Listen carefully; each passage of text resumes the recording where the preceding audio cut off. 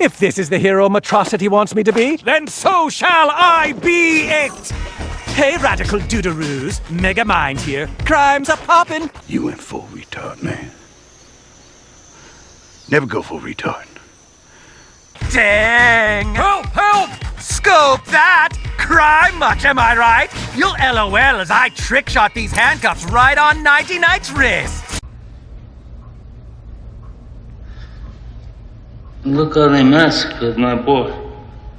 Because when I take my shot at baddies, I never miss. Backslash rat!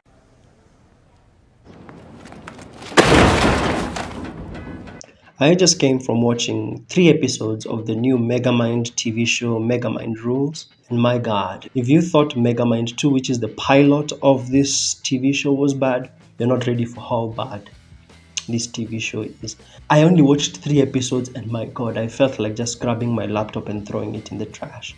It is painfully soulless, goofy, generic, and just bad content to watch. You can tell this was just childish content created for Peacock streaming service. I don't know if Peacock created it so that 5-year-olds could sign up to just oogle at the screen as Megamind does this stupidity that is being put through in the TV show, but this is some bad stuff. And luckily when I went in, I thought it was going to be like 1-hour episodes, but each episode is about 20 minutes. I watched only 3 of them. Let me give you a summary of each because I don't expect you to watch this trash.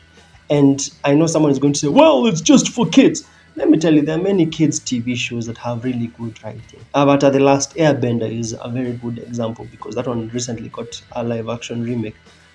Avatar: The Last Airbender is something that is for kids and the writing is super deep and creative. This Megamind one with its 3D animation is just... I've seen things on Cocomelon that were much more entertaining, coherent, and had my investment than this one. MEGAMIND Rules Episode 1 is called Megamind vs. Dude Monkey. Oh boy, so this one is about a new superhero called Dude Monkey. He's a kid and he's one of those very online oriented kids. So you can tell this episode, just like the movie, is pushing this whole idea of online streaming content, YouTube, having a following online. So Dude Monkey is a superhero who is already very good with the online world. Roxanne Ritchie, Megamind's girlfriend, who is the mayor, is reopening the aquarium which was destroyed in Megamind 2, the pilot, the movie. So she needs a superhero to be there. So she wanted to hire Megamind for it, but because Dude Monkey is becoming very popular, Dude Monkey ends up being hired for it. So what does Megamind do? Of course, Megamind feels threatened. He feels like he's becoming irrelevant. And what do you know? He starts now trying to imitate Dude Monkey and what Dude Monkey is doing and trying to act like him. My question is this: how can you have a TV show where the theme song starts by telling you Megamind, super genius, most brilliant man, blah blah blah, and then he ends up acting like a totally bumbling buffoon? Even in the show episode 1, Megamind admits that the way he was acting was very stupid. So those stupid videos of him trying to act like Dude Monkey, he ends up uploading them intentionally while thinking that he thinks he's deleting them, but actually ends up uploading them online, and they end up blowing up, getting like 6 million views. And people are like, oh my god, I relate to him because he's so goofy and I'm goofy and I make mistakes, and he's a superhero, but he's just like me. I'm so normal, he's so normal. Some dumb shit like that.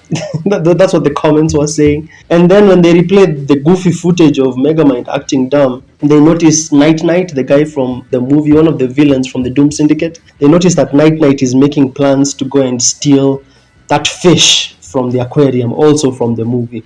And well, Megamind goes there to foil his plan, and then it turns out that Dude Monkey has been staging villains to commit crimes, and then he swoops in to save the day. So that's such a generic idea. I mean, who has not seen the idea of a hero in other TV shows? Who has not seen the idea of a hero staging crime so that he can come? It's such an overused trope. It's been used so many times. And Megamind saves the day, of course, and then at the end they show Machiavellian, that brain dude from the movie, voiced by Adam Lambert. They only show him for a couple of seconds. I don't know why they teased him in the movie, and yet in these 3 episodes he is only shown for like a couple of seconds.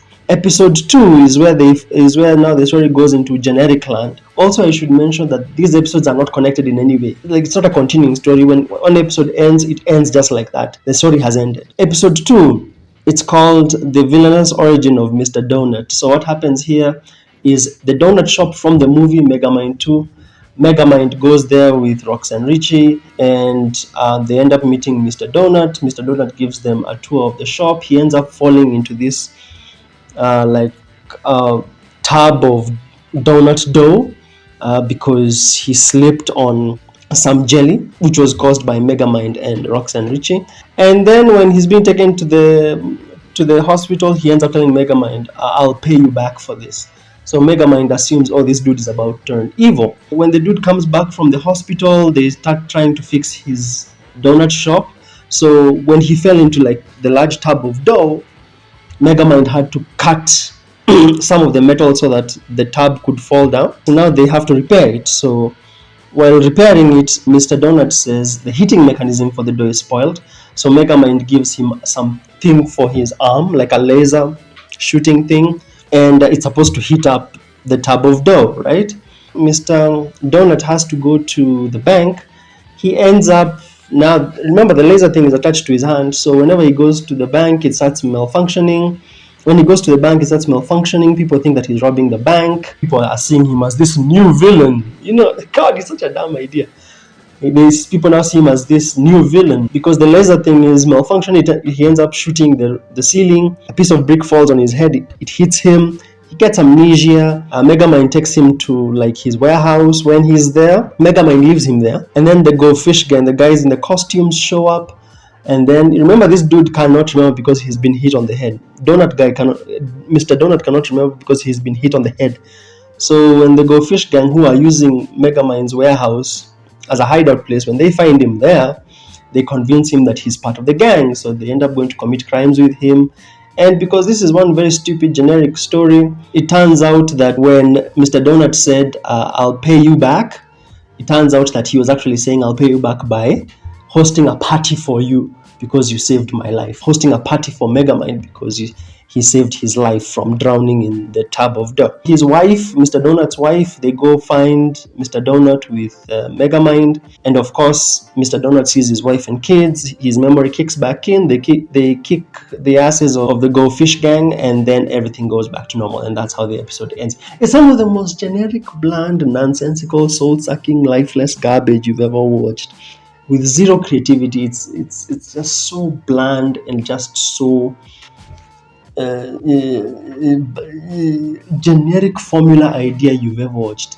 But let me tell you, nothing compares to the stupidity of episode 3, where Megamind goes up against some intelligent cockroaches.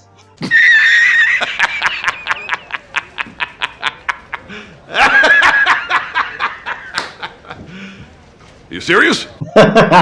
You heard it correctly. He goes up against some intelligent cockroaches. So what happens is that small annoying girl from the movie Megamind 2, she's now living with them in where Megamind stays, and she keeps making a mess, eating snacks everywhere, which attracts cockroaches. This also turns Minion, aka Chum. They changed his name to Chum. Now he's like a maid now, sweeping after this kid. The way the girl likes leaving food crumbs everywhere, it attracts cockroaches. Chum picks some spray to go spray this cockroach. The spray apparently will increase your intelligence. So the cockroach ends up becoming very sentient. It begins talking.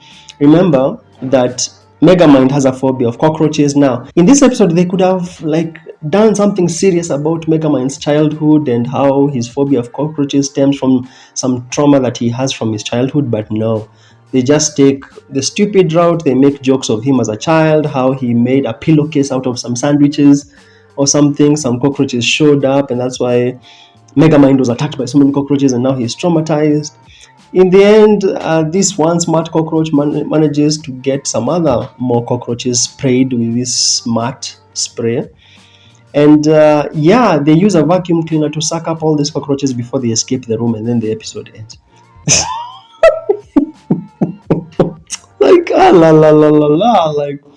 At least the movie, at least Megamind 2, I could take it seriously. How can I take it seriously? I give this a 1 out of 10. I was so bored with it. I gave the movie like a 3 out of 10, but I give this one a 1 out of 10. It's so boring. It wastes the character of Megamind. It turns him into a clown and a coward in so many places. And I think the animation here is a bit better in my eyes. It's a bit more polished. Maybe they were saving the polish for the series, because in the movie the animation is not polished. But the storytelling, the ideas for the story, the creativity, goofy, generic, soulless. If you want to go watch it, if you're brave enough to try and watch it for yourself, go ahead, try. But if you want me to review episode 4, 5, the others, fine, smash like and subscribe. But I had a headache after reviewing those 3 episodes. I reviewed Megamind 2. I'll leave it right here. Give me your thoughts about this, and then I'll see you in the next one.